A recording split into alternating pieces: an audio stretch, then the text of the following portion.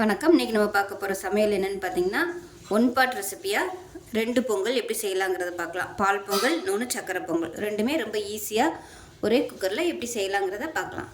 இப்போ ஒரு குக்கர் எடுத்துக்கலாம். ஏதாவது ஒரு கப் அளந்து எடுத்துக்கோங்க. நான் இந்த கப் எடுத்திருக்கேன். இதில் 1 கப் அளவுக்கு பச்சரிசி சேர்த்துக்கலாம். பொடி பச்சரிசியாக எடுத்துக்கோங்க.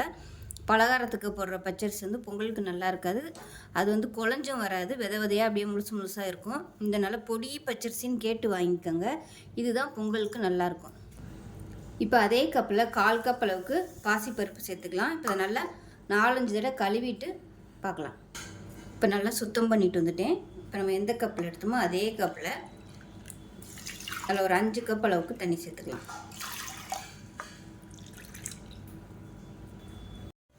இப்போ இதில் எந்த கப்பில் எடுத்தோமோ அதே கப்பில் 1/2 கப் அளவுக்கு பால் சேர்த்துக்கலாம். நான் கம்மியாக தான் சேர்த்துருக்கேன். கூட சேர்க்குறதுனாலும் நெய் சேர்த்துக்கலாம். இப்போ இதில் நல்லா 1 ஸ்பூன் அளவுக்கு நெய் சேர்த்துக்கலாம். இப்போ குக்கரை மூடி வச்சுட்டு நல்லா ஒரு 5 விசில் விட்டுட்டு பார்க்கலாம். இப்போ ஸ்டீம் விட்டு இப்போ ஸ்டீம் எல்லாம் போயிடுச்சு. எப்படி இருக்குன்னு பார்க்கலாம். இப்போ பாருங்கள், இந்த மாதிரி தான் இருக்கும். நல்லா சாஃப்டாக இருக்குது. இப்போ அதை நல்லா மசிச்சு விட்டுக்கலாம். இப்போ இதில் கொஞ்சம் மட்டும் எடுத்து வச்சுக்கலாம். அது வெள்ளை பொங்கலுக்காக கொஞ்சமாக எடுத்து வச்சுக்கலாம். இப்போ மீதி இருக்கிறத சர்க்கரை பொங்கல் செஞ்சுக்கலாம். இப்போ கேஸ் ஆன் பண்ணிவிட்டு சர்க்கரை சேர்த்துக்கலாம். நான் ஒரு 2 ஸ்பூன் அளவுக்கு சர்க்கரை சேர்க்குறேன். நான் சர்க்கரை கம்மியாக தான் சேர்த்துருக்கேன். உங்களுக்கு தேவையான அளவுக்கு நீங்கள் சேர்த்துக்கோங்க. இப்போ நல்லா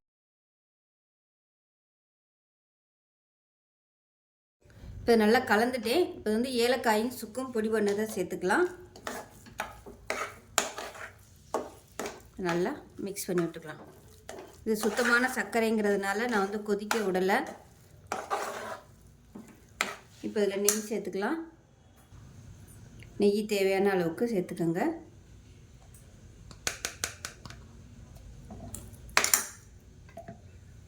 அவ்வளோதான், அருமையான சக்கரை பொங்கல் ரெடி ஆயிடுச்சு. இப்போ இதில் நெய், முந்திரி பருப்பு தாளித்ததை சேர்த்துக்கலாம்.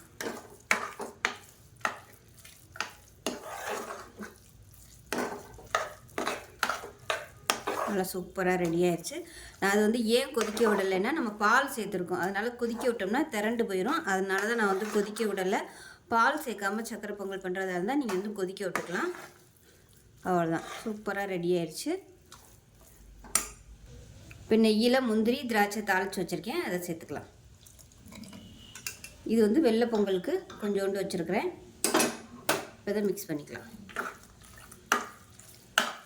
ஒன் பாட் ரெசிப்பியாக 2 பொங்கல் ரெடி ஆயிடுச்சு. பால் பொங்கலும் சக்கரை பொங்கலும் ரெடி பண்ணிட்டோம்.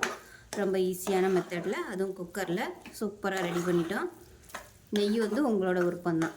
ஒருவேளை இன்னும் உங்களுக்கு நல்லா தளதளன்னு வேணும்னு நினச்சிங்கன்னா சக்கரை போடுறதுக்கு முன்னாடியே தண்ணி ஊற்றி கொஞ்சம் நல்லா கொதிக்க விட்டுட்டு அதுக்கப்புறமா நீங்கள் சக்கரை சேர்த்துக்கோங்க. இப்போ ஏதோ ஒரு பவுலுக்கு மாற்றிக்கலாம்.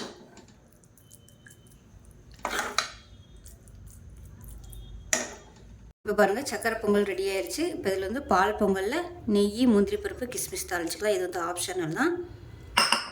அவ்வளோதான். ஸோ 2 விதமான பொங்கல் ரெடி ஆயிடுச்சு. ஸோ இதே மாதிரியே செஞ்சு பாருங்கள். செஞ்சு பார்த்துட்டு எப்படி வந்துச்சுங்கிறத சொல்லுங்கள். வீடியோ பிடிச்சிச்சுன்னா லைக் பண்ணுங்கள், கமெண்ட் பண்ணுங்கள், சேனலை சப்ஸ்கிரைப் பண்ணுங்கள், பக்கத்தில் பெல் பட்டனையும் ப்ரெஸ் பண்ணுங்கள். நன்றி.